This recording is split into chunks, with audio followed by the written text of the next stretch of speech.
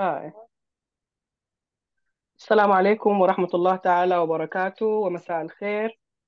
We are pleased to invite you, welcoming you actually to this lecture of the breast imaging lecture series about the implications of ultrasound and implications of understanding the sonographic anatomy in the interpretation of breast ultrasound, presented by Dr. Rabab Muhammad, consultant radiologist.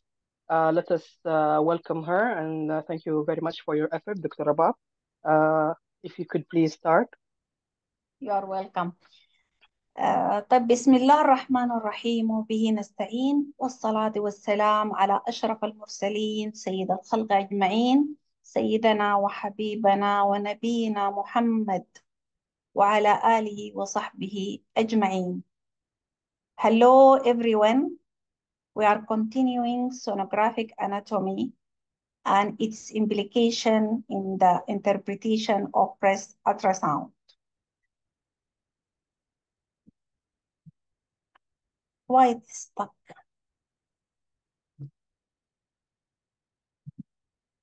Okay, let us revise some of what we have discussed before. But this is, we have discussed already previously, but this is going to help us in more understanding of what we are going to discuss today. If you look here, we can see different or for mammography demonstrating different lesions, but all of these lesions are of water density, are radio-opaque or of water density. Looking for ultrasound of this mammogram demonstrate a simple cyst, but at one time it can demonstrate also this benign complicated cyst with internal echoes. While this example demonstrates a complex solid cystic mass representing intracystic papillary cancer, and this demonstrates a complex mass which was a complex fibroadenoma. And that example of irregular mass demonstrates invasive ductal carcinoma. While this example here, though there is no mass, but there is area of architectural distortion presented as a small indistinct hypoechoic mass with a thick rim on ultrasound. And what does it indicate? These examples, or what we can learn from these examples. As we mentioned before, we said that we have 4 densities or 5 densities on mammography. But the water density on mammogram can be seen on ultrasound as different for echogenicity: anechoic, hypoechoic, isoechoic, or hyperechoic. And this is the best way to discriminate normal from benign or malignancy based on ultrasound and improve the specificity.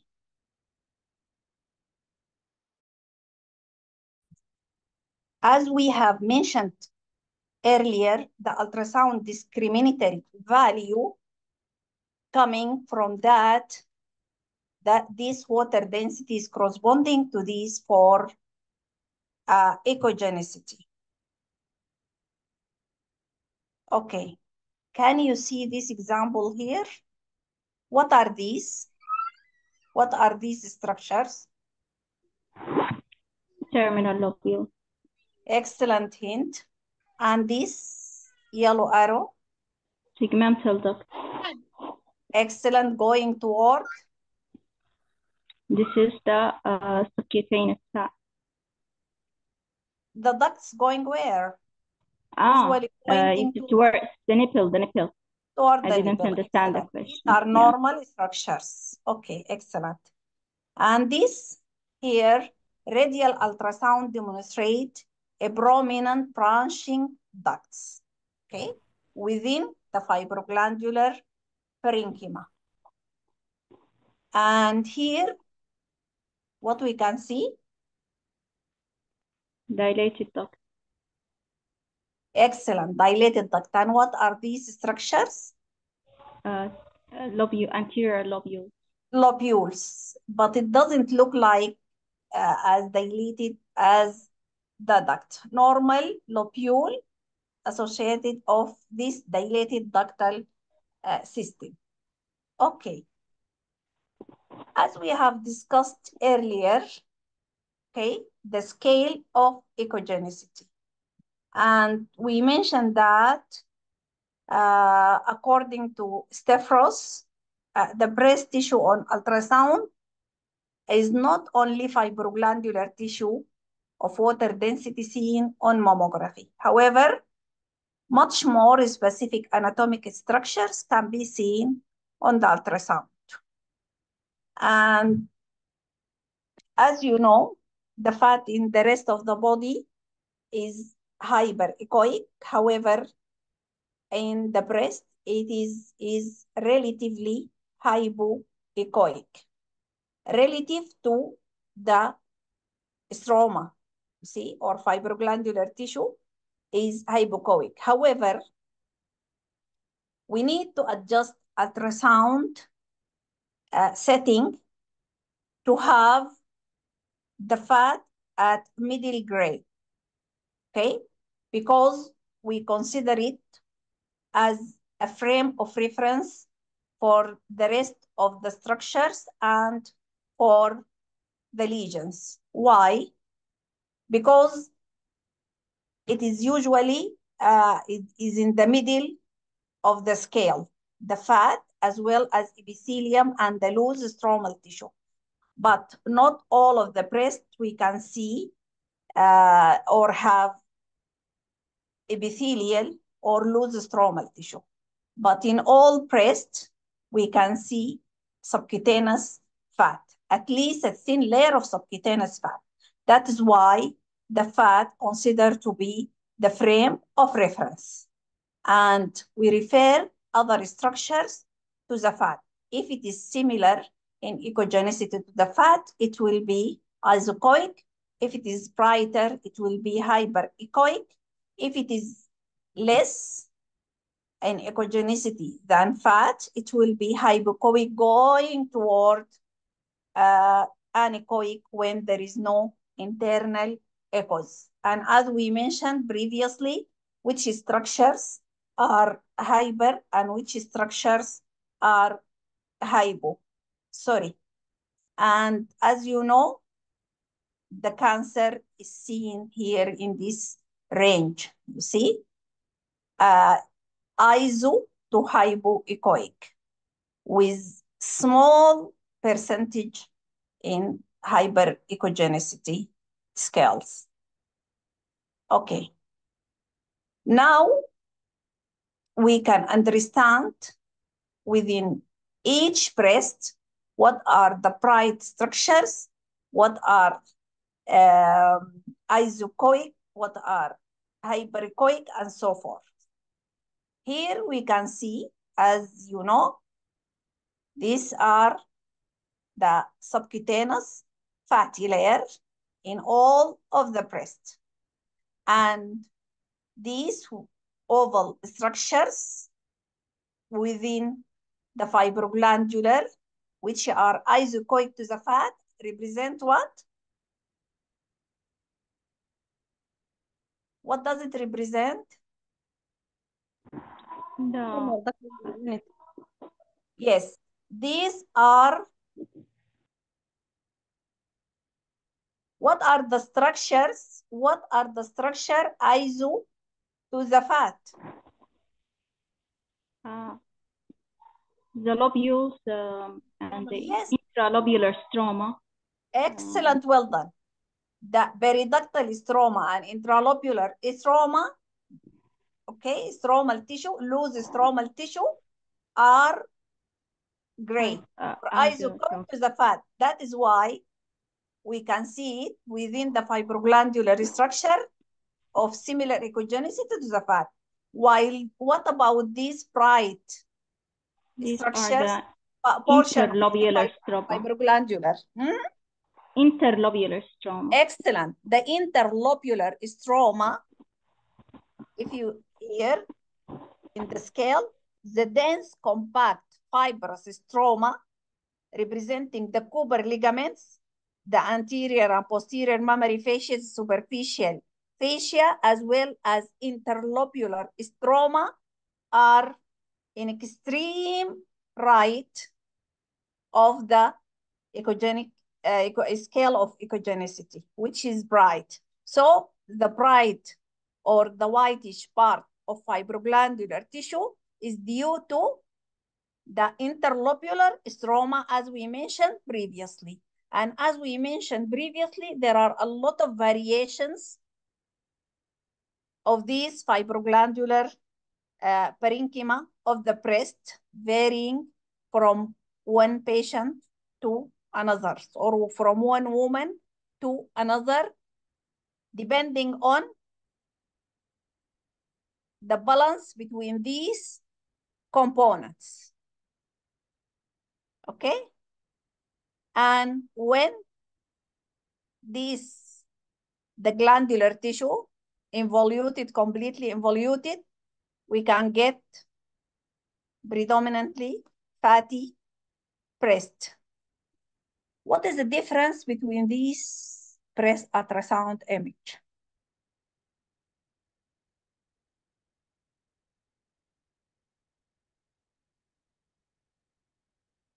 Differences in the amount of loose stromal tissue.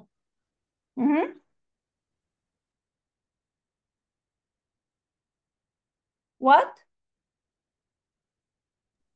The composition of the breast tissue being what about the composition? Fatty. Some are fatty, purely fatty. Some are extra What about this? What fibroglandular. about this one? What about Fibroglandular. This is, you mean this is fibroglandular, and this one? Yes. It's Miss what? with it's less fibroglandular than the first image. Compared And the same thing compared to the last one, which is almost fatty. This is almost fatty. This is okay.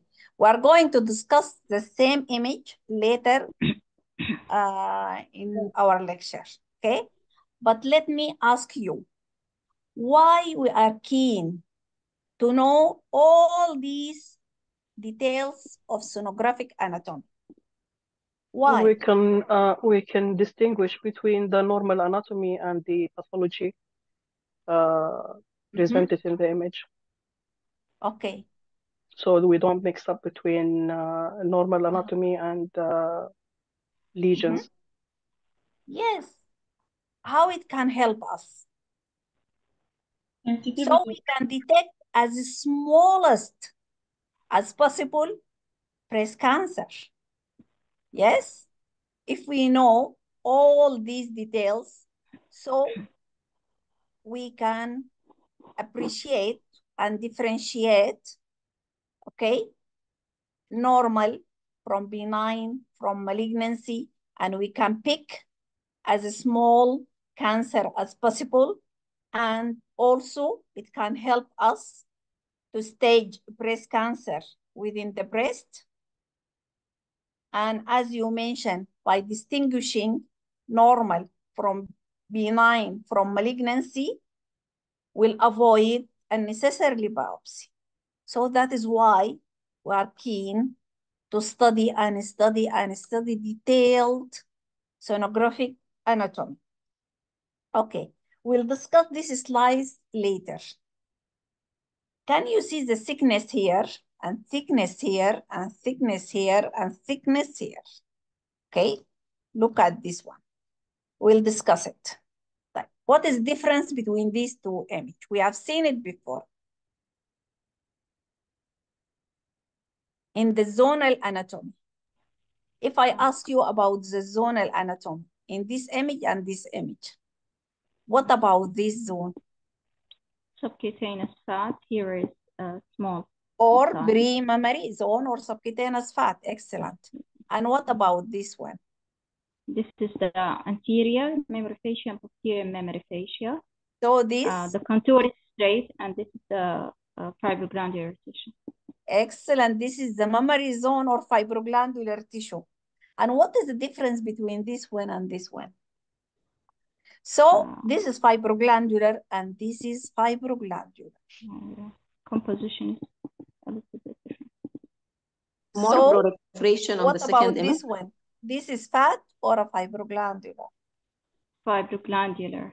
Fibroglandular. It's okay. So what is the difference between this one and this one? The one on the with arrows is rather more fibroglandular or more homogeneously fibroglandular. Okay, okay. The composition of The breast composition. fibroglandular tissues to the fatty tissue. Yeah. But the thickness, here I have almost similar thickness of fibroglandular. Similar thickness layer of mammary zone in this example and this example. But this one is compared to this one. The fiber on the left side is more than the ductal system. The duct. Excellent, excellent. So here is talking. Yes, and on the left side. On the left side, the ductal system is more prominent than the fibrous stroma. So go to previous images. Excellent, excellent, excellent. Well done. Excellent, well done. Yes. Now we are talking about the component of fibroglandular tissue. As we mentioned previously, we said the component varies, okay, even within the fibroglandular tissue. Okay, so the American College of Radiology in the 5th edition of breast imaging reporting and data system, which include the expanded 2nd edition of ultrasound by rad lexicon, they recommend to mention the dominant tissue composition on the screening ultrasound. And this composition is classified into 3 types, which roughly resemble the 4 categories, the 4 density categories in mammography as shown here. Here we can see a predominantly fatty corresponding to homogeneous background ecotexture fat. And here, this is extremely dense breast corresponding to homogeneous background ecotexture fibroglandular, and in between, we have a heterogeneously dense mammography corresponding to heterogeneous background echo textures, which is most common. But this is not always the case.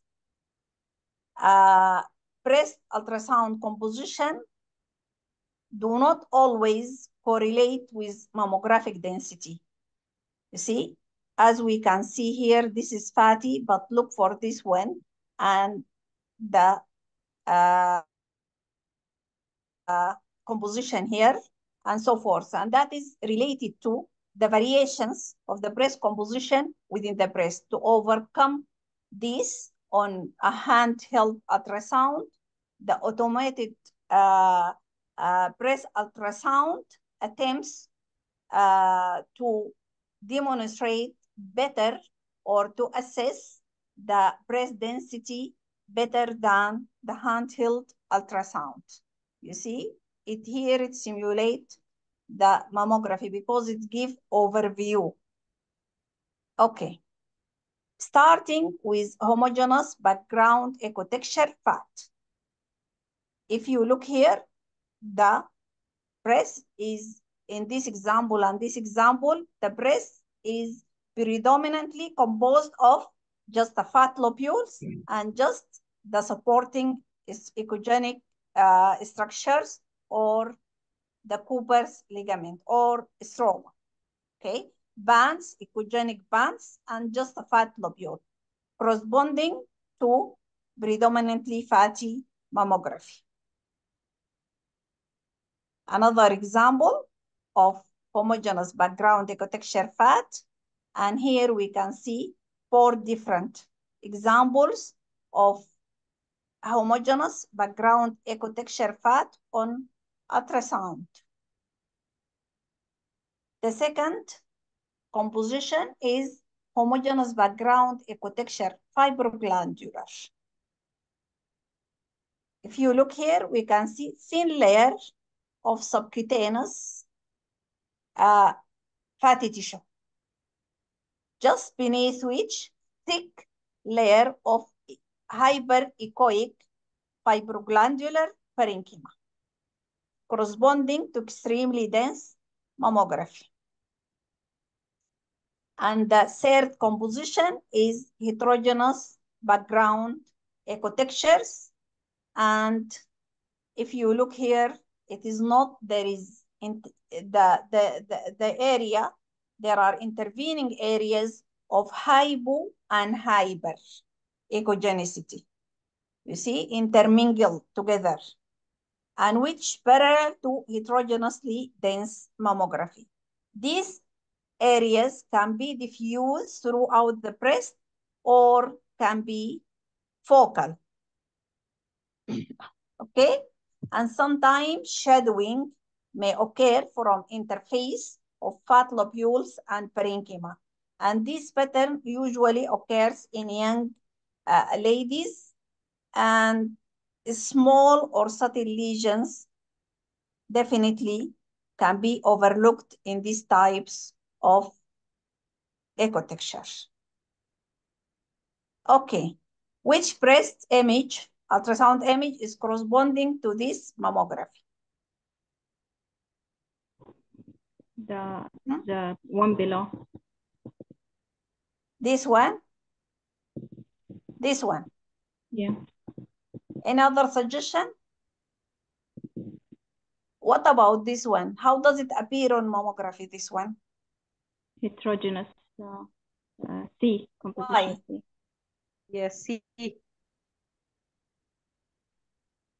Another suggestion? This mammogram can either be seen at this one or this one. As we mentioned before, water density can be seen as, on mammography, can be seen on ultrasound as hypo, hyper, iso, or anechoic. And here this density, water density, okay, can be seen as this thick layer of gray fibroglandular or glandular parenchyma, or this echogenic parenchyma. And what is the difference between the two?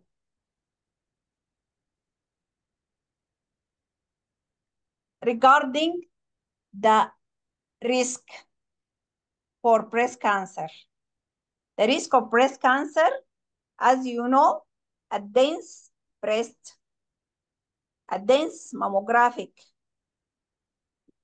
or a dense breast on mammography increase the risk of breast cancer.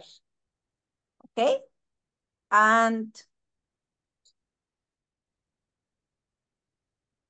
included in the risk assessment models. Breast density refers to the amount of radioopaque fibroglandular tissue relative to radiolucent fatty tissue.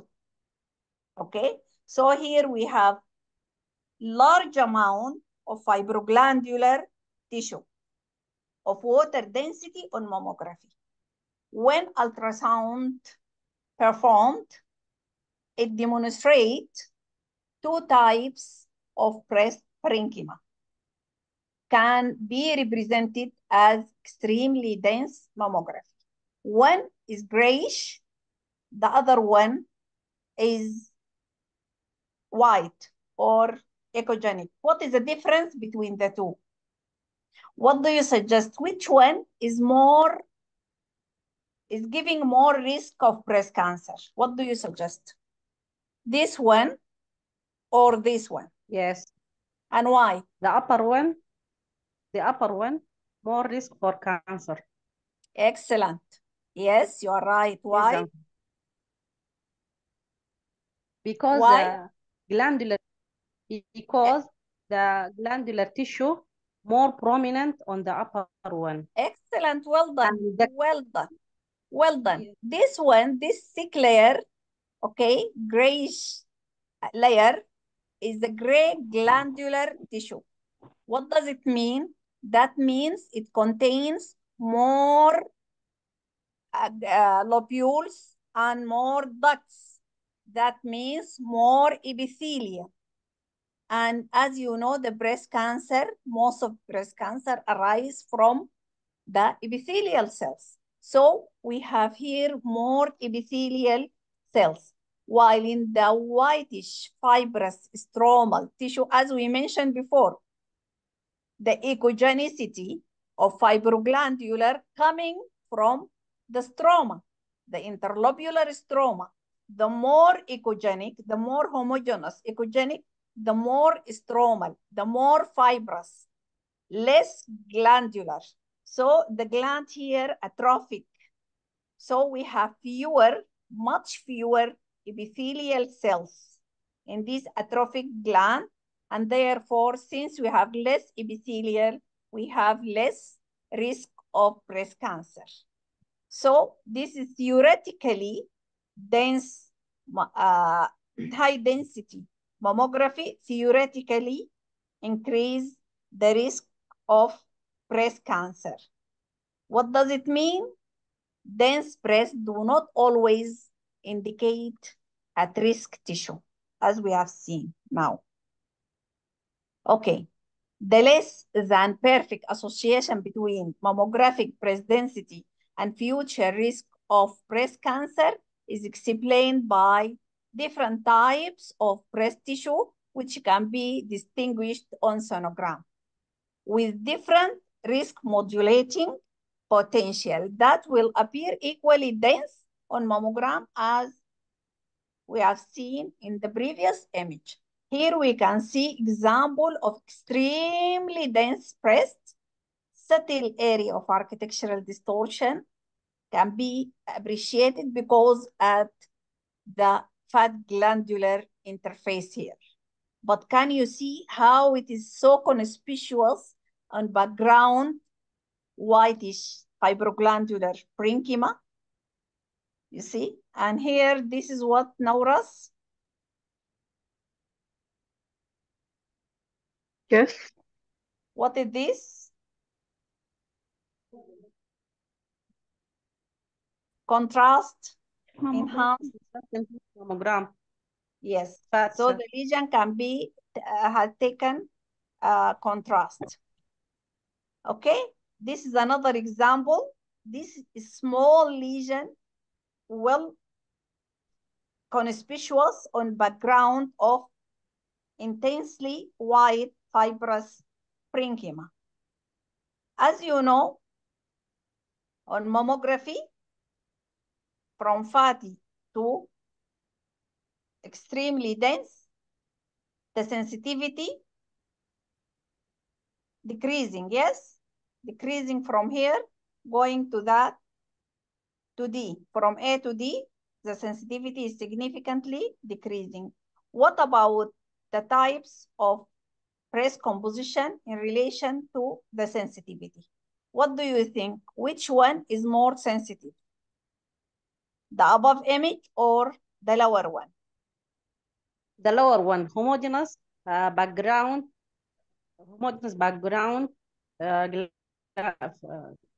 tissue. Or Okay. homogeneous background texture, glandular.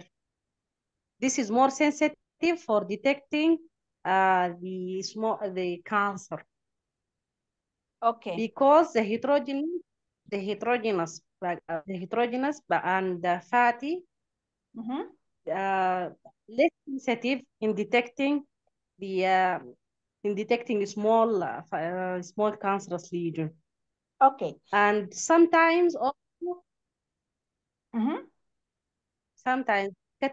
sometimes in heterogeneous background ecotexture. No, my question The is where? Now let us concentrate on this image. Here we have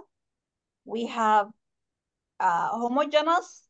Here we have two breasts of homogeneous background fibroglandular, but the ecogenicity of the two are different. You see? Yes. Corresponding to ACRD. As you know, the ACRD sensitivity as low as 50%. So it has low mammographic sensitivity. But this mammographic sensitivity of very low, okay, can be corresponding to very high ultrasound sensitivity, but the other one has a relatively lower ultrasound sensitivity. Why? Because it is gray, and we have almost half of breast cancer are isoechoic, also gray.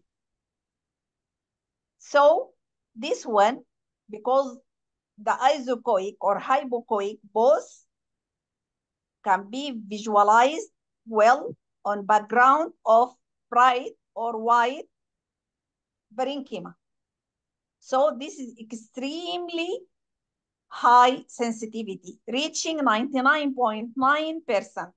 So almost no masses could be missed in this type of parenchyma, except for small lesion or small calcifications. You see, faint small calcification can be missed in this type. Otherwise, almost all masses can be visualized or cannot be missed in this type of parenchyma. But if we look here, definitely isoechoic or slightly hypoechoic, it will be less conspicuous on background of the same echogenicity. There is no contrast, especially for the small lesions. So it is sensitivity is lower by about 7 to 8% of the other type of breast tissue. And as you know, as we mentioned, half of the cancer are as isoechoic, so it becomes inconspicuous in this type of ultrasound texture. Again, these both are extremely dense mammography when corresponding to fibrotic parenchyma and backgrounds, and this is small cyst, clearly visualized in contrast to the surrounding hyperechogenicity, but definitely small lesion is difficult, especially if it is isoechoic, difficult to be visualized in this background grayish parenchyma. So both of which are homogeneous ecotexture fibroglandular. Again, homogeneous background ecotexture fibroglandular corresponding to extremely dense mammography. We can pick this small fibroadenoma or small benign looking lesions very clearly visualized on background of the surrounding bright parenchyma. If we compare these two examples here, this is more fibrotic and this is more glandular. Though both are homogeneous ecotexture fibroglandular parenchyma. But can you see this very clearly? There is a similar one in the other image. Can you see it well? In this parenchyma, can you see the same oval structures here? You see, now you can see it. So this parenchyma is definitely less sensitive than this one. Another example of homogeneous ecotexture fibroglandular parenchyma. What about this image? What is this image? What is the difference between this and this?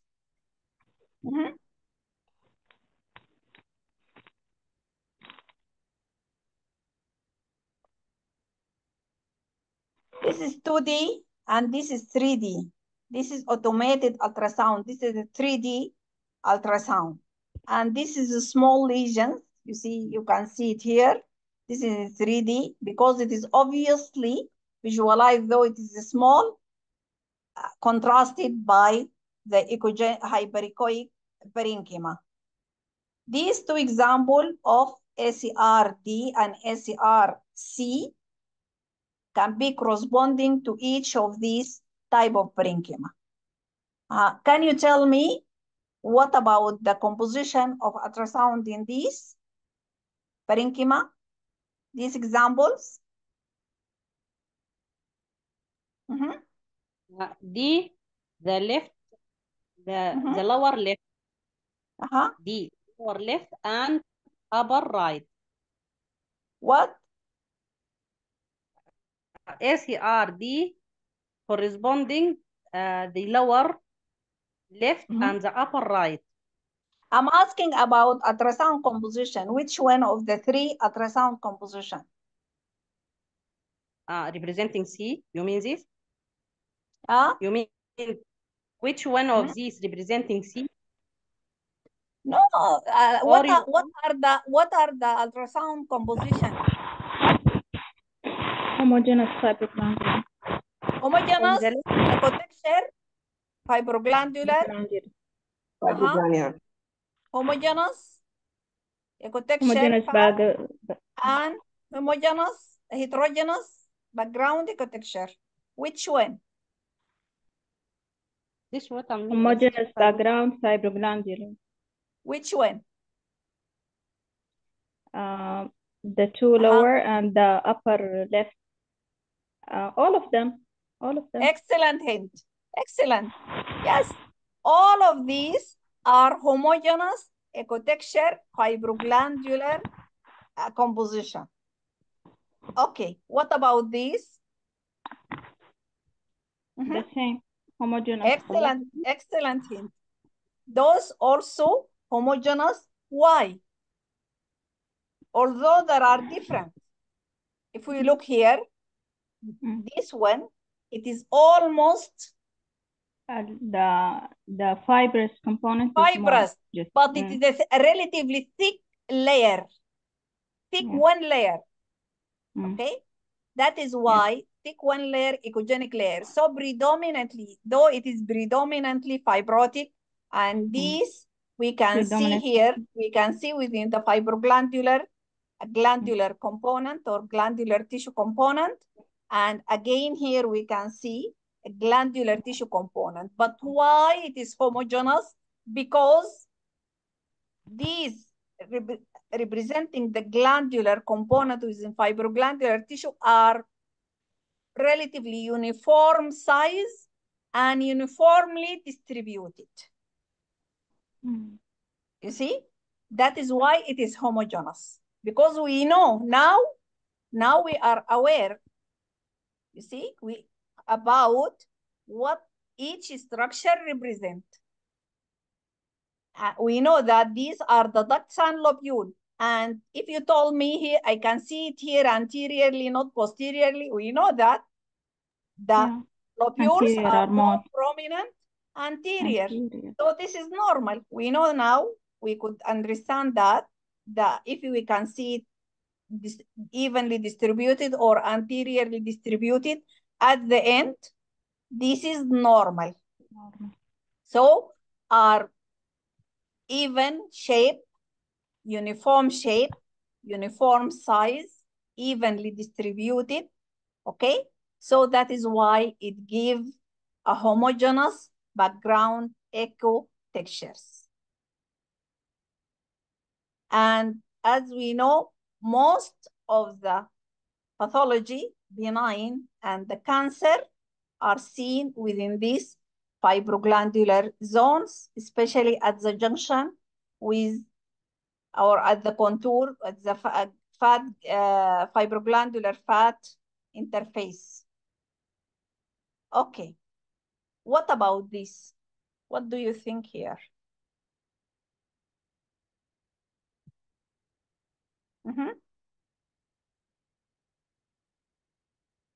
Can you see a lesion in these structures, in these images, ultrasound images, representing by a dark gray oval structure? A dark oval structures in this image represent cancer.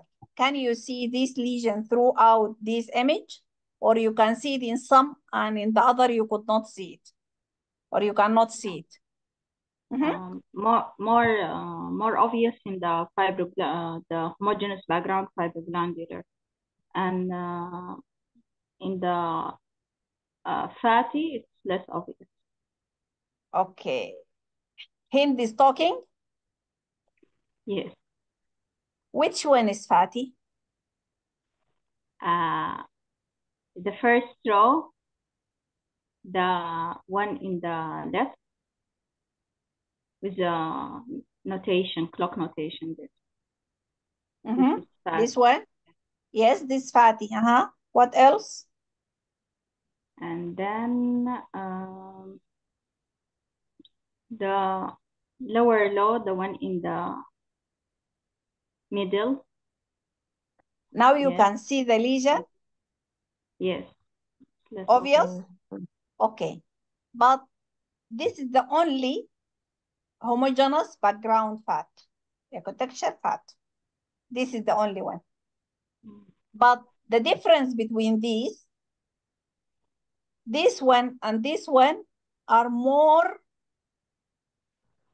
stromal, more interlobular stromal fibrous tissue. That is why more bright, more hyperechoic, and contrasted with slightly hypoechoic oval structure representing the cancer. While in these are glandular, extremely glandular, grayish. It is iso to the fat. That is why, as we mentioned previously, it will obscure isoechoic or slightly hypoechoic lesions. You see, most of which, except for this, are all of which are, sorry for this, except for this image, all are homogeneous ecotexture fibroglandular. So here is difficult to call 3 to 4 millimeter nodule or lesions in this type of images, of glandular images. And if I have a palpable abnormality in such type of images, but no obvious lesion is seen, there is a big chance of missing something in such type of parenchyma, unlike the fibrous tissue, you see? So we have to use all ancillary techniques like Doppler, elastography, correlate with mammography, if mammography performed or could be performed, and you can proceed for MRI or whatever. We have to work on it to make sure, especially if there is element of suspicion, okay? To make sure there is nothing, there is no small lesion or there is no infiltrative process in this such type of parenchyma. What do you think about this type of parenchyma? Heterogeneous background ecotexture. Excellent. This is heterogeneous background. Why it is heterogeneous? Because the distribution of fat and fibroglandular tissue is not homogeneous. Some fat lobule interfering between the glandular tissue. Yes, excellent, excellent, excellent. So, again, this is heterogeneous background echo texture. Why? Here I can see the distribution of the hypo and hyper echogenicity are not seen separable. In background, in homogeneous background, we can see the fibroglandular parenchyma as one layer, okay? And the fat is separable as another layer. But here, both are intermingled. Part of hypoechogenicity is seen within hyperechogenicity and so forth. And as we mentioned before, is corresponding to heterogeneous mammographic density.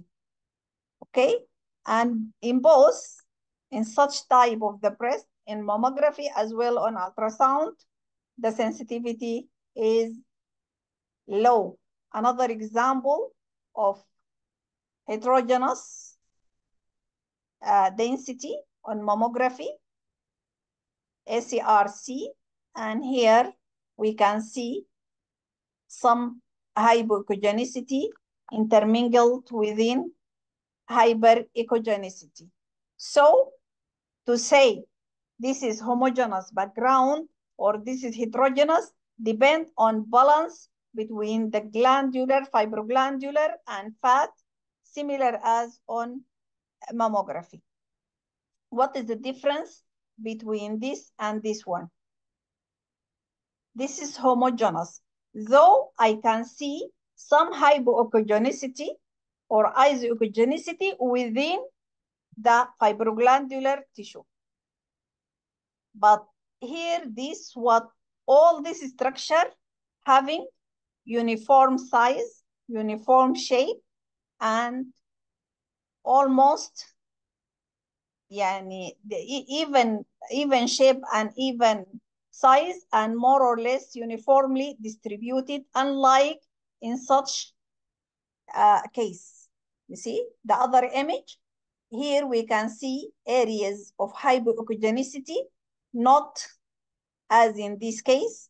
These patches are not of uniform distribution, giving the heterogeneity of background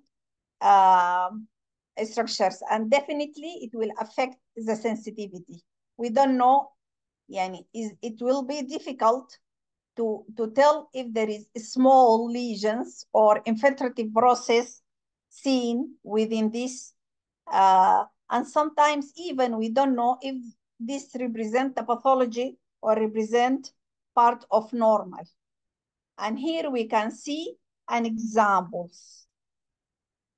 This is heterogeneous parenchyma, and within this parenchyma, barely seeing this lesion here in a magnified view.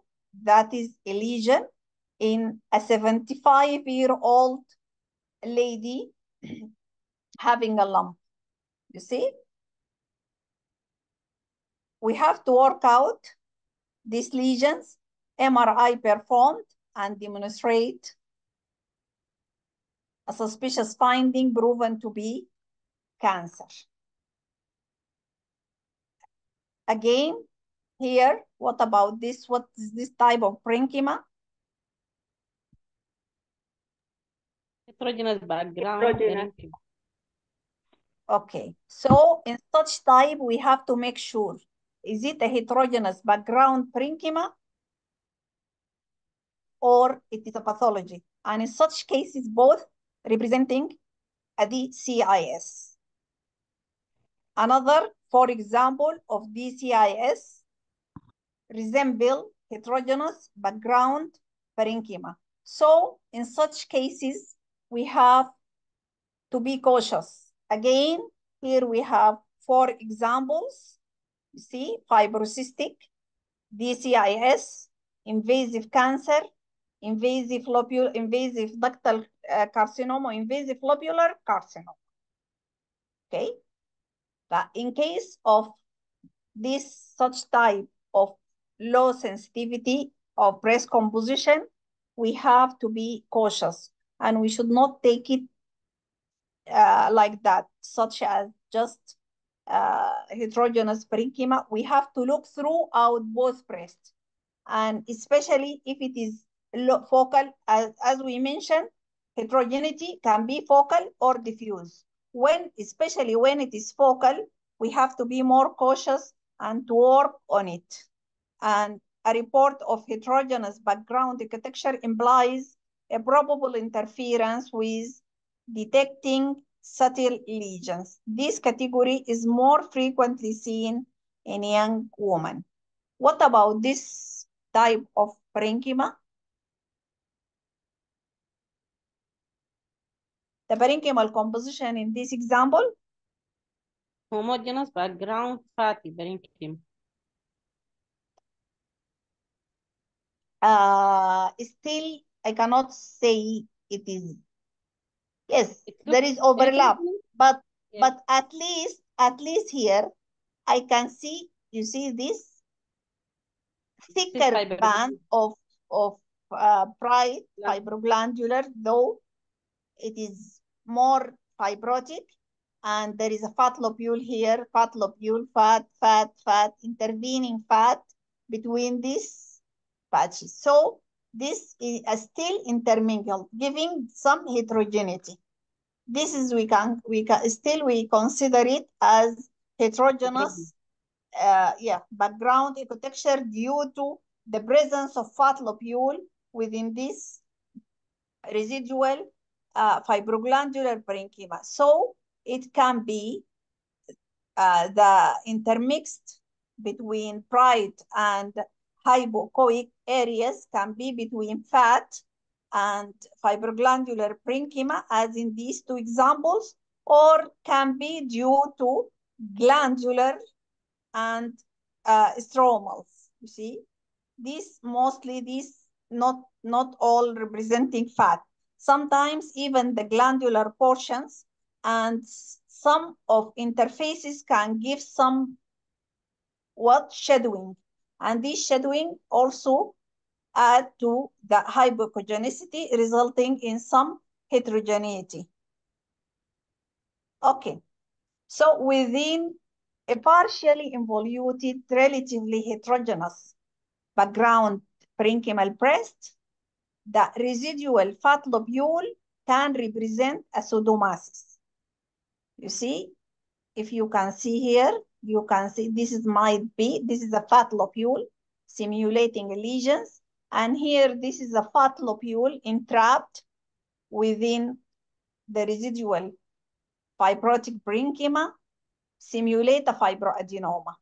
How we can clarify and to make sure this is fat lobule or this is a real mass or a real lesion? First of all, we have to rotate the probe to orthogonal view, and usually the fat lobule will get elongated and fused with either subcutaneous or retromammary fat or the adjacent fatty structures. Ultrasound is a dynamic technique, sorry. Ultrasound is a dynamic technique. If the fat lobule persists entrapped in the two orthogonal views, sometimes it might happen. So you need other technique to differentiate it. Use the dynamic maneuver of ultrasound and apply more pressure. So you have one image with little pressure and add more vigorous pressure. So usually fat lobule, it will get compressed and deformed. You see, according to Stavros, he mentioned that most of the fat lobules are 30% or more compressible. You see, so you will see the height of the fat lobule, it will regress in the other view. Other things that fat lobules, most of the fat lobules contain a fibrous septations, subdivide the fat lobules, but usually are incomplete. It simulates the fibrous septation seen in fibroadenoma, but in a fat lobule, usually not reaching the edge of the lobule. Okay? We have to be cautious. This is ISO, and it resembles a fat lobule, however, in a case of hemangioma. And here, this is in the retromammary zone. You see, we can see this fibroadenoma, isoechoic to the surrounding fat, but we barely seen the hyperechoic capsules here. You can see it, and giving some mass effect on the adjacent pectoralis, not be associated with other fat lobules. And here, this is our patient. Again, isoechoic lesions. If we look here, we might see this part of which, okay? And we might say that here, the lesion extended and fused with the fat lobules, but we have to be cautious. Look for this one. This is not a fat lobule. This is an isoechoic cancer with more angulation and angulation. We can clarify it as a real lesion or a real mass, not a pseudo mass. Okay. Clinical experience suggests that the detection of a small lesion or subtle lesion in such type of breast is really difficult. The heterogeneous background parenchyma. Okay. What about this one? Homogeneous fatty. fatty. Homogeneous Homogeneous fatty. Excellent. fatty. Why we said this is fatty? Though we can see here hyperechogenic areas. This represents the The ligament. fascia and But the Cooper ligament. Yes, because it is predominant fat lobule with just this echogenic thin band of connective tissue or Cooper ligaments. You see? These represent the yellow represent the Cooper ligaments or the connective tissue stroma, okay, supportive stroma, thin band of which, while the remaining are fat lobule. And as we mentioned, is parallel to predominantly fatty mammogram.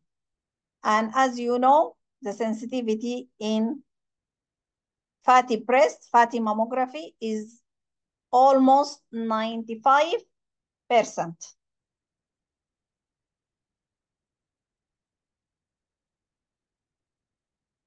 Here we can correlate ultrasound fatty composition to mammographic fatty density.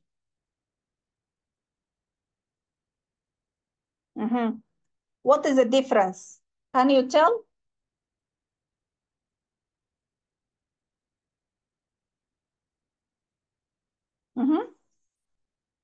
Mammogram, it is very conspicuous as hyperdense mass lesion. Yes. But in the ultrasound, it looks isoechoic to the adjacent retromammary fat. Yes. But here, if you concentrate, you can see just indentation on the pectoralis muscle. So we have to do. So is the conspicuity of this lesion is much less on ultrasound. Although mammography, the fatty breast on mammography of very extreme high sensitivity is of lower sensitivity on mammography, especially as we mentioned before, half of the breast cancer are isoechoic. So there is no contrast. Being isoechoic to the surrounding fat is difficult to be visualized or conspicuous. And here we can see example. Can you see a lesion in this image? Can you see any lesion in this? This is my patient. You see? Now you can see it. That is a lesion. It was difficult. But when we angulate the transducer, you can see it here, even not very clear. And here we can angulate and see even there is foci of calcifications within an isoechoic cancer. Can you see? Can you correlate with the same patient CT? Can you see the lesion here on CT? That is the one. You see, this is the lesions. So isoechoic cancer in a background fatty breast is a challenging. However, if the lesions arise within the fibrous stroma, residual fibrous stroma, definitely it will give contrast and it will be more conspicuous as in this example, but even smaller when this evolving cancer here, very small, isoechoic, but giving shadowing and appear within the fibrotic residual band of the stroma in invasive cancer. And here we can see, although this is our patients, except for this one from the literature. And the ultrasound image quality is low. It's obviously low, but these all are proven invasive breast cancer.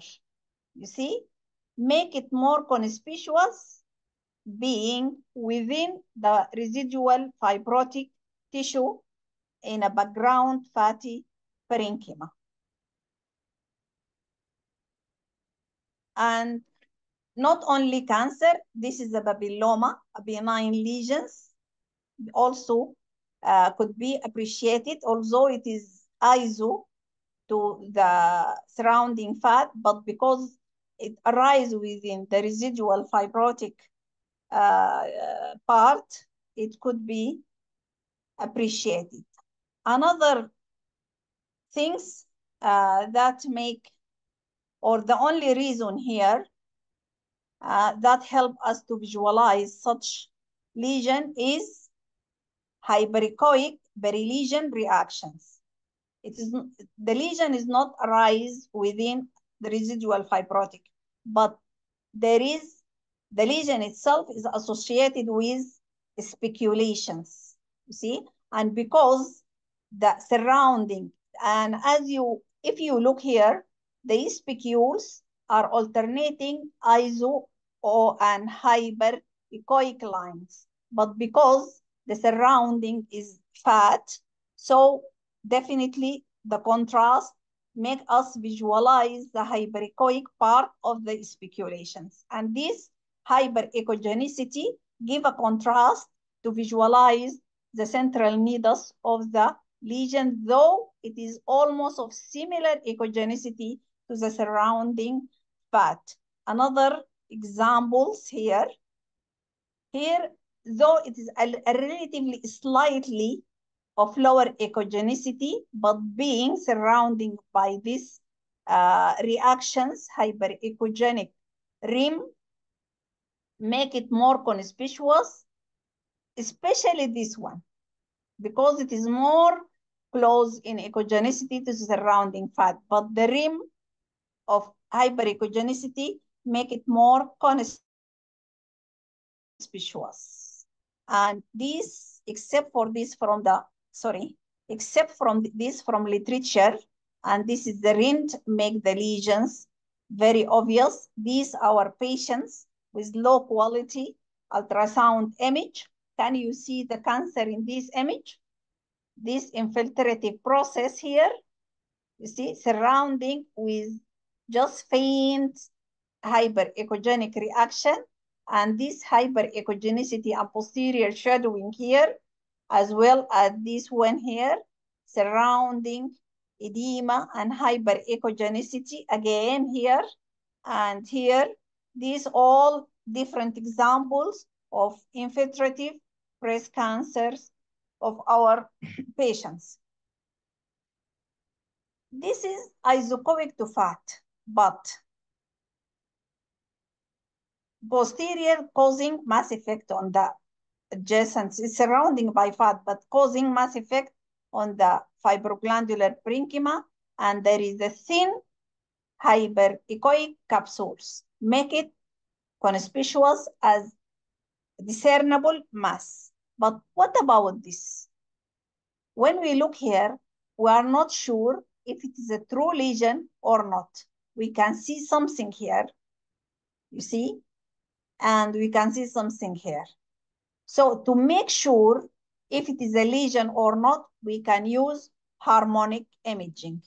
Using the harmonic, make the lesion outstanding from the surrounding fat lobules. It change, it make contrast, it become a little bit lower in echogenicity compared to the surrounding fat.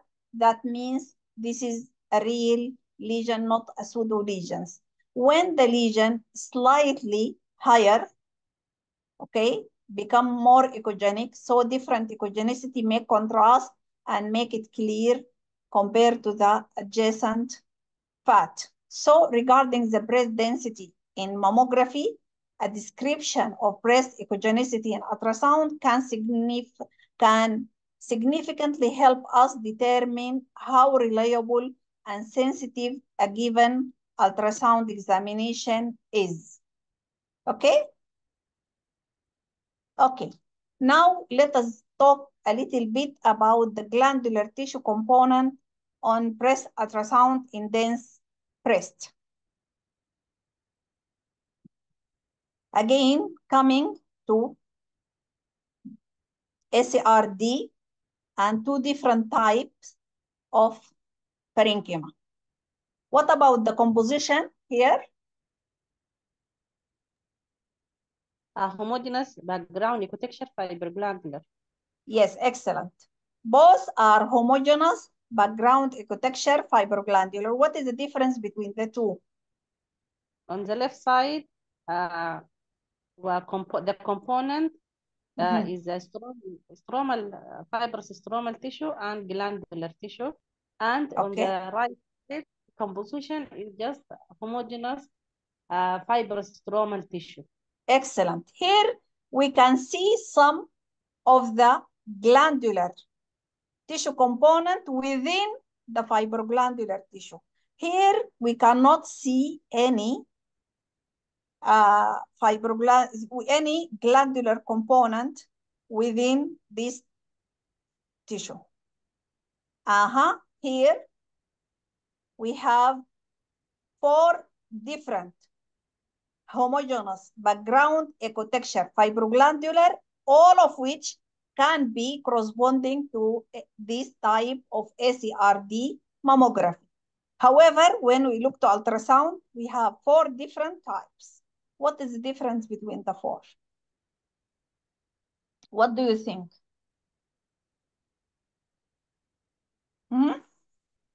On the left upper one,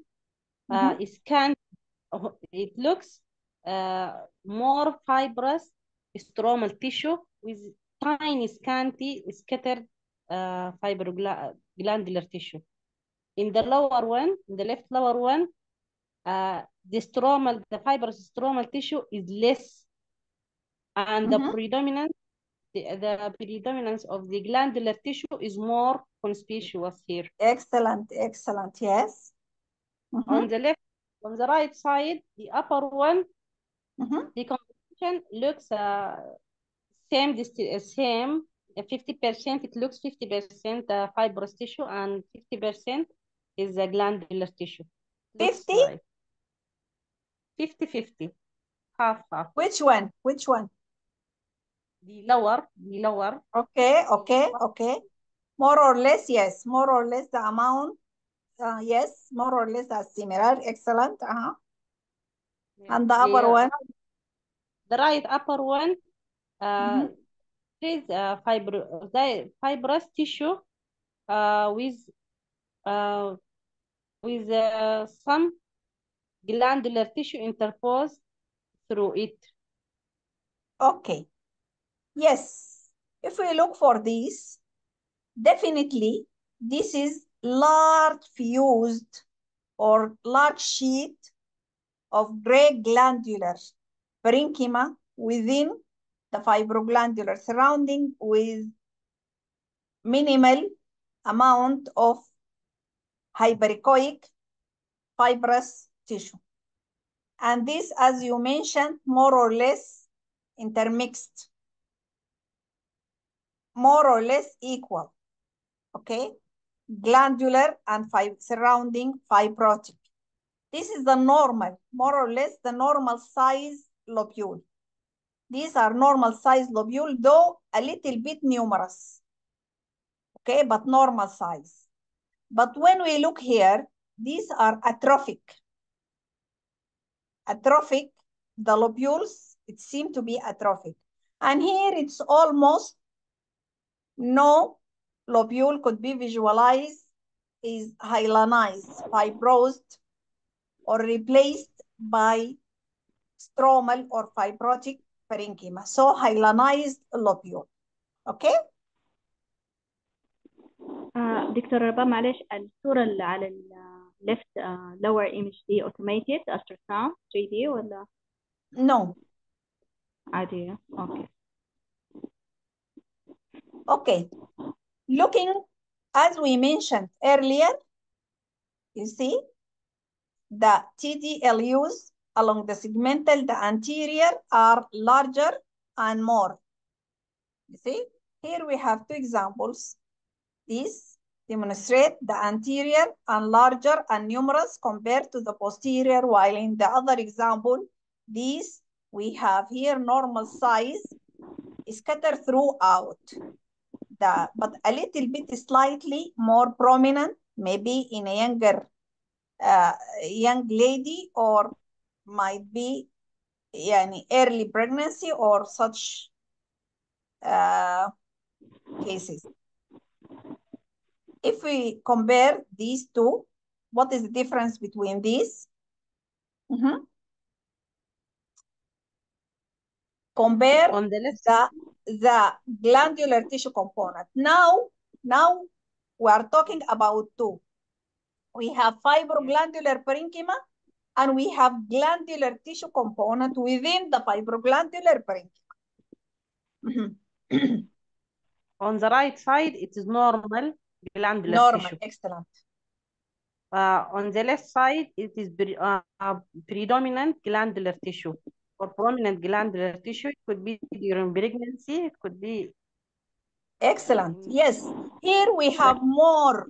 We have larger and more lobules in the left side.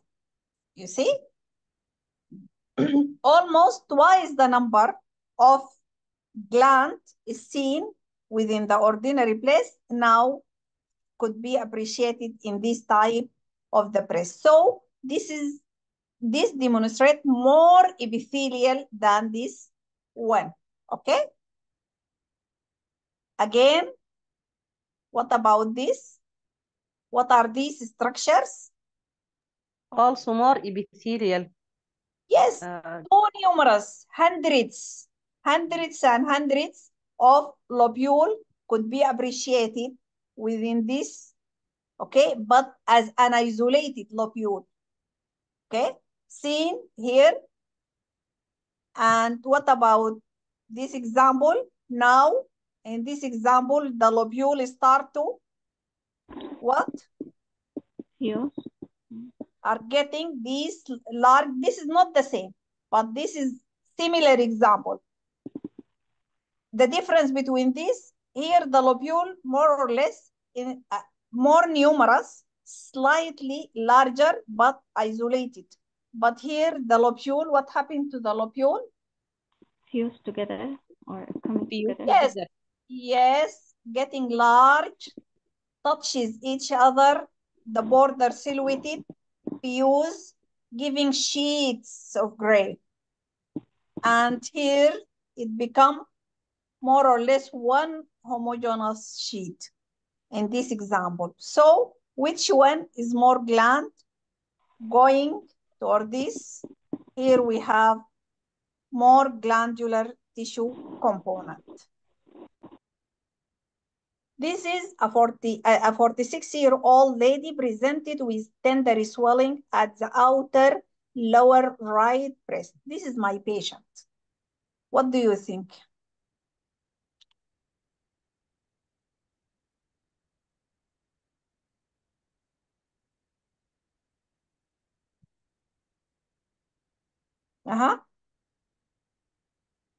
What do you see here in this image? What about the right lower outer breast corresponding to the site of the mass? We have seen what?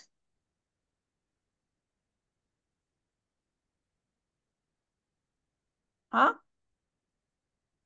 Okay, what is this? How you can describe this?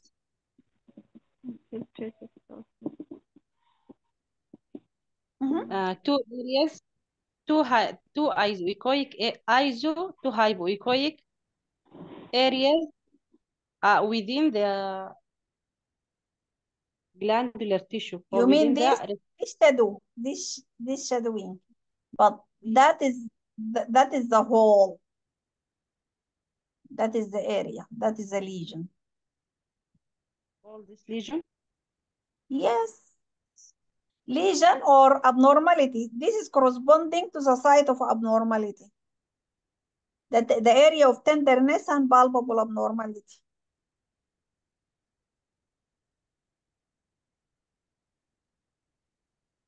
What is the difference between this and the previous?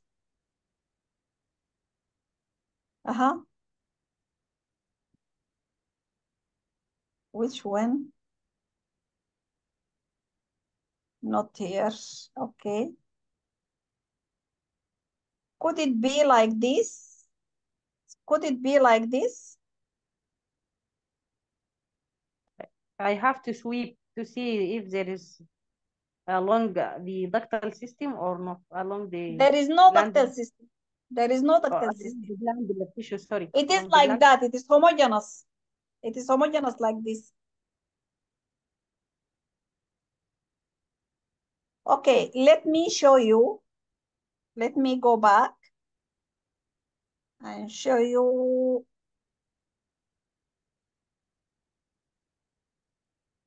Okay.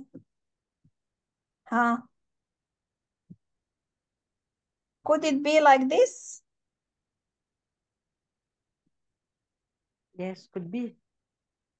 What about this one? We discussed that this one and we said? Yes.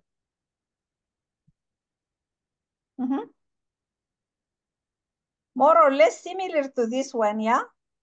Yes. So, what is this?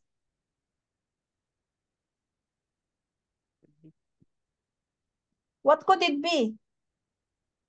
Glandular tissue. Glandular tissue. Yeah. Is it suspicious? Could be glandular tissue. It could be a lesion. Yes. So it doesn't look like suspicious. But at the same time, I cannot exclude underlying pathology problem. Okay? But we raise the possibility of what could it be? If it is glandular tissue presented with adenosis. Could be middle age and presented with adenosis. So it was proven. It was proven adenosis, okay? But we cannot guarantee. We cannot guarantee it is adenosis. In such time, we cannot say, yes, this is suspicious, or we cannot confidently say, no, this is benign. Sometimes it might be easier if it is like that, this one, okay? A little bit. But here it is really difficult. But we raise the probability of or possibility of adenosis, and it was proven adenosis, pathologically proven adenosis. And in this case, this is what we discussed it previously, and we said this is a physiological adenosis in a teenage girl presented with tender palpable abnormality in the upper outer quadrant of breast. See? And if you look here, both breasts, she has this palpable abnormality. And if we can see here, grayish glandular parenchyma filling the whole breast with paucity of subcutaneous and retromammary fat. See, it is the whole breast occupied by a thick layer of a glandular parenchyma. This is a physiological adenosis, okay? The rest of the breast are relatively different from this area. And what do you think in such type of cases? If you have seen something like this, you see? And in the remain of the breast, there is nothing. This is the focal area, maybe adenosis, or maybe something different. And also here, it can be just prominent glands, lobules, or can be DCIS, as in this example. How we could manage such type of cases? Ultrasound in such cases is not very helpful. We have to make sure, we have to work on such type of cases. We have to use all the ancillary features. And if we can correlate with mammography, and sometimes we might proceed to MRI to clarify things. And first of all, we have to correlate with history, clinical. According to Stavros, he said, if such type of cases seen in screening ultrasound reported as normal. But if in a diagnostic ultrasound patient, for example, presented with pain or something, and you make workup and nothing could be proven, reported as BIRA 2. But if the patient non-cancer, or he has a cancer in the same breast, or ultrasound performed as a second look ultrasound corresponding to non-mass-like enhancement, then it will be BIRAT 4 and biopsy is recommended. Okay? And in this example here, this lady is pregnant lady. She has this appearance. And this middle-aged lady presented with tender swelling in right retroareolar, you see, and had this appearance. This is the left retroareolar region. What is the BIRAT category of each of these examples? On the right side with this history, we can put it as BIRA 2 adenosis. It will be BIRAT 1. It is, she's pregnant. This is physiological adenosis. She's BIRAT 1. No, and I mean the left. It is physiological. This is normal. Physiological adenosis. What about the second one? BIRAT 2, this is what I am talking about. It is BIRAT 2 with this history. It is a... Okay. For me, I report it as adenosis, okay? And the surgeon recommend MRI performed and demonstrate non-mass enhancement, okay? Biopsy performed and it was adenosis. Confirmed to be adenosis. This is my patient. So this is tumoral adenosis. It is a palpable, it is a mass-like, okay? A tumoral adenosis. Okay, and this patient, this is also my patient. Look here, she has thick grayish parenchyma compared to the contralateral breast. This is in the upper outer quadrant of both breasts. So she has adenosis, follow-up performed, and it was stable for 2 years or so. So that was adenosis, okay? but Cited by the three. it can be asymmetric, can give bilateral asymmetry. The patient was asymptomatic. Huh? You can Screening, give it by rat. it was a screening ultrasound. Huh? For me, I mean reported that by 3. I don't know by at that. For me, I was reported. I reported as Byra 3. Okay, for follow-up. yes. But according to Stavros, he said if it is a screening, you can report it as Byra 1 if there is nothing, and just you can see it as just a fibroglandular. But in such examples of sclerosing adenosis, because the adenosis associated with fibrosis, it results in some element of distortion or might be associated with calcifications. You see, in such cases, we cannot just say this is adenosis and leave it. It can be other pathology. See, it mimics breast cancer. Sclerosing adenosis mimics breast cancer, and these from the literature, but proven by pathology as sclerosing adenosis. And as you know, sclerosing adenosis is a proliferative lesions.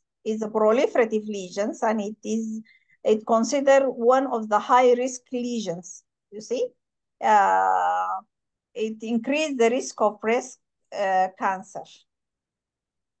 Okay, what is the difference between these two examples?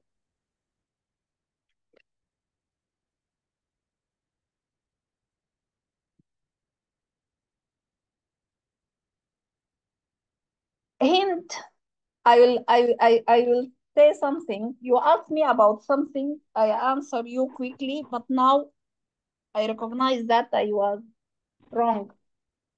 Oh, automated ultrasound. You got it, huh?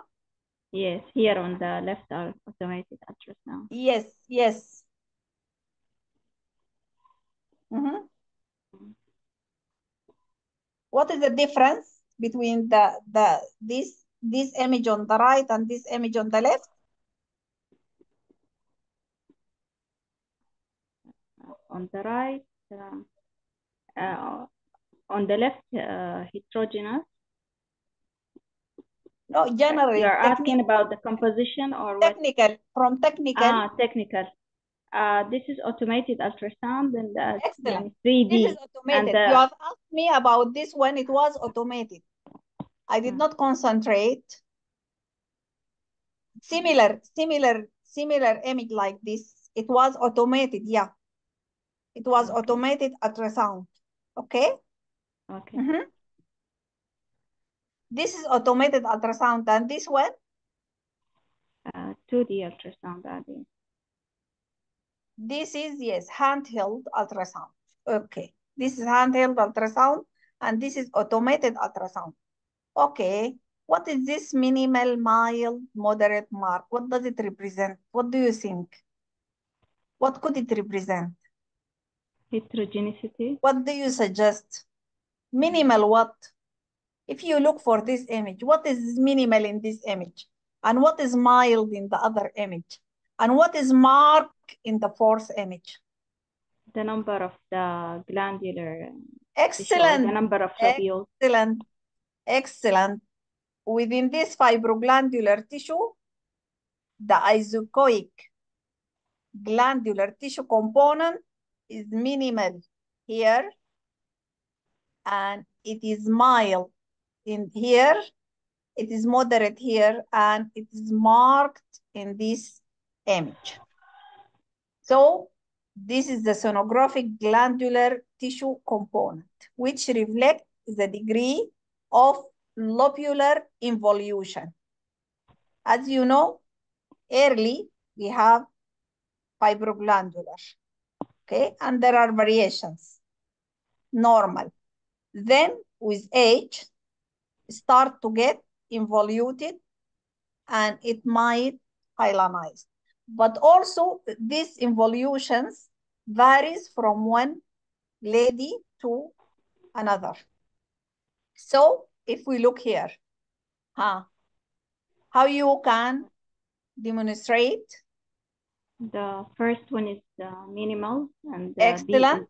is A is minimal. mild. D Which is one is mild? B or C? C. Huh? C. C? Mm. Uh-huh. The number is less. In B, the number is more than C, and D is the But most. here I think are larger, and yeah, D is more, the most, the numerous one. okay. It is Okay. like that. So what does it? Did you read this or you see it in Byrat's Atlas or in the descriptor? No. No. First one. Yeah. This is a Korean study. Okay. They evaluate the degree of lobular involution in background tissue using benign breast biopsy specimens. And they found an association between a higher degree of lobular involution and reduced risk of breast cancer. So their institution and many other in East Asian institutions, they include descriptions and classification of glandular tissue component category in breast ultrasound report. They use it, okay? Even though it is not yet included in the BIRATs. They use that, okay? And they suppose sonographic glandular tissue component provide additional risk information beyond mammography. And I believe on that. For me. So this it reflects the sonographic appearance of fibroglandular tissue varies between individual and change over time with the same individual with aging. Okay. And here this demonstrates the dense mammogram and two types or different types of ultrasound demonstrating homogeneous fibroglandular parenchyma or thick layer of fibroglandular parenchyma. One group high glandular tissue component, so it means more epithelial, more breast cancer. And the other one, less glandular component, less epithelial, lower risk of breast cancer. And here, this is the corresponding histopath. Demonstrate no involutions. These are the lobules, as we have seen it before. And here we can see the involuted lobules replaced by stroma. Okay? So they divided the glandular tissue component 50-50. Okay? As 50-50 as low and high.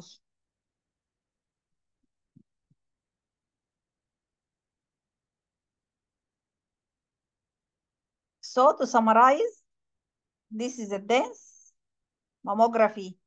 Dense, extremely dense, ACRD can be corresponding to glandular gray. Okay, homogeneous layer, homogeneous background ecotexture, but of lower sensitivity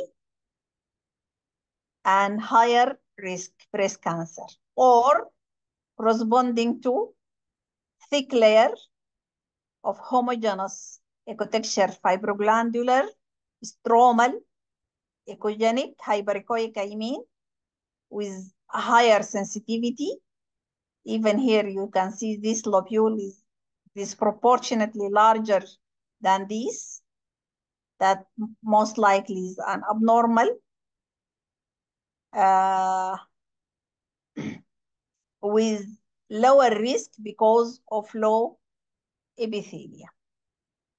Okay, quickly, can you tell what the breast composition in these examples? One is heterogeneous background architecture. this one, predominantly, fatty. يعني a little bit thicker here, but more or less is fat, okay?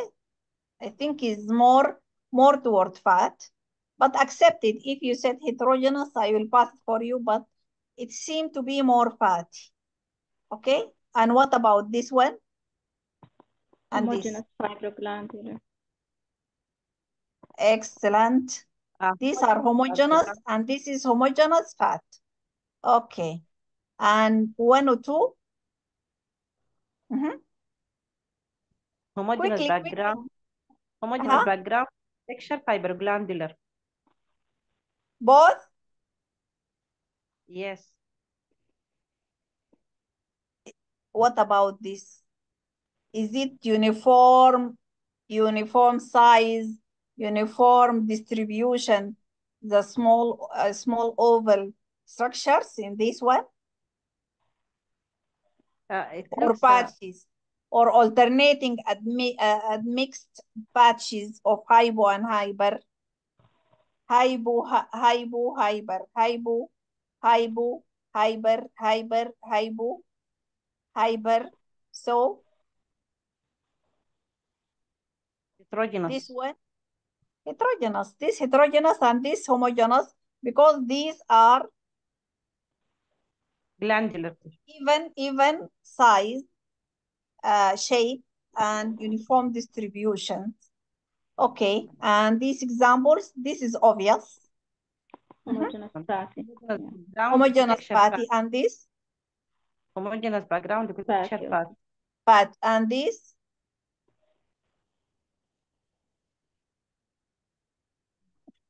Heterogeneous. Both accepted. It depends. But I think these are small. I think it is homogeneous. The structures are small. But sometimes there is overlap. It depends on you.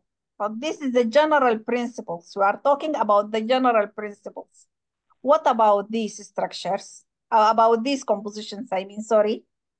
Heterogeneous. What? Heterogeneous. 1, 2. 1, 2. Down. 3. 3 homogeneous background architecture fibroglandular. So here. This is not a fat intermingled between fibroglandular tissue. This is the glandular. And we mentioned, we have mentioned, or we have presented more than one example to describe what is heterogeneous. And we said not only fat, it can be the intermingled hypo and hyper fat, or it can be gland. It can be shadowing. Do you remember that? Yes. So if I have patches of hypo with hyper, that means it's heterogeneous. These are heterogeneous. Heterogeneous background ecotextures. And here, this for homogeneous fat. Homogeneous fat. Homogeneous fibroglandular. Homogeneous fibroglandular. Heterogeneous. This one heterogeneous. أو homogeneous لكن the lesion. أيوة. The lesion. This is a lesion, very clear. This is homogeneous. Homogeneous fibroglandular fibrous. And this one? Homogeneous. Heterogeneous. This is heterogeneous. This is heterogeneous. Yes. Okay, now what is the breast composition and what is the amount of fibroglandular tissue component within the fibroglandular tissue? Huh? 1 mild, 2 the moderate. The composition is homogeneous background fibroglandular.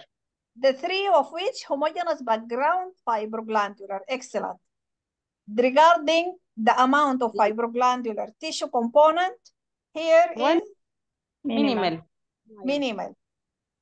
Mild. mild, Marked. moderate. Yes. Excellent. Excellent. Okay. So breast density refers to summarize, breast density refers to the amount of radio-opaque fibroglandular tissue relative to radiolucent fatty tissue on mammography. The breast tissue composition can be described via ultrasound using echogenicity rather than density. And the parenchymal echogenicity is compared with that of subcutaneous fat.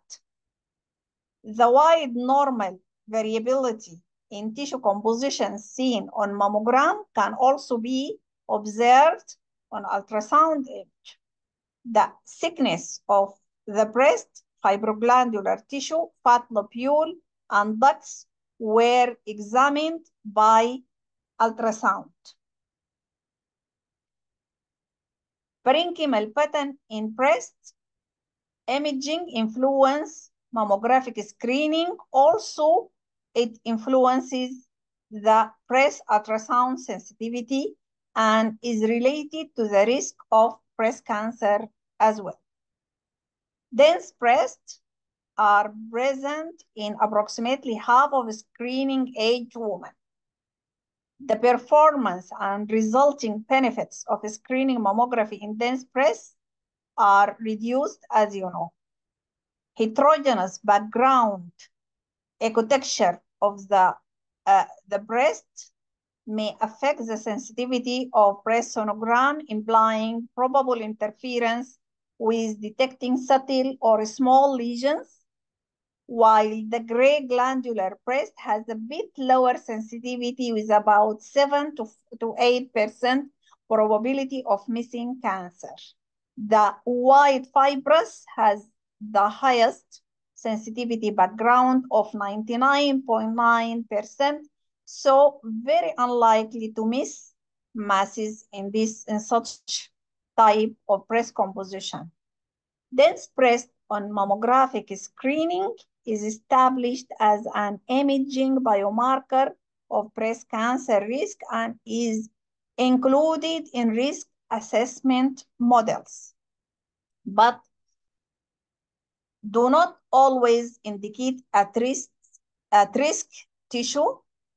Ultrasound can distinguish two very different risk modulating potential tissue types in mammographic dense areas based on their echogenicity that will appear equally dense on mammography. Based on their echogenicity, breast ultrasound can distinguish glandular and fibrous tissue in mammographically dense areas. A breast can be dense on mammogram because it consists of predominantly duct and glandular components, which may contribute to a woman's risk. However, a breast may also be dense only due to tissue fibrosis, which will likely not affect the breast cancer risk.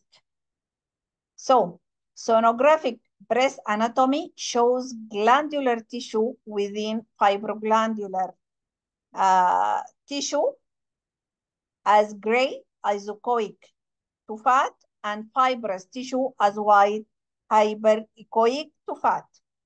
The sonographic glandular tissue component, which reflects the degree of lobular involution, is an independent predictor of the risk of future breast cancer in women with dense breast. And sonographic glandular tissue component information could identify the subset of women with dense breast who are likely to benefit from supplementary screening.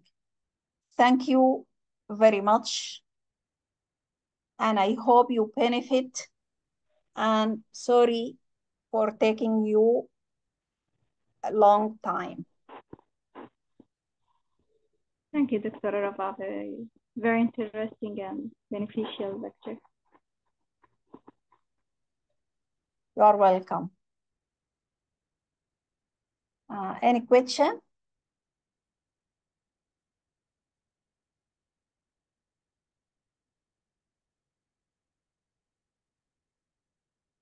Do you have any question? If you like, in the beginning of the lecture, you can write in the chat your questions. Next time.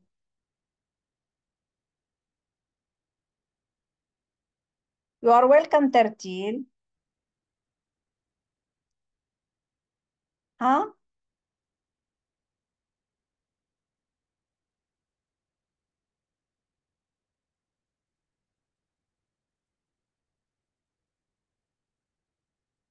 No more questions, so we can end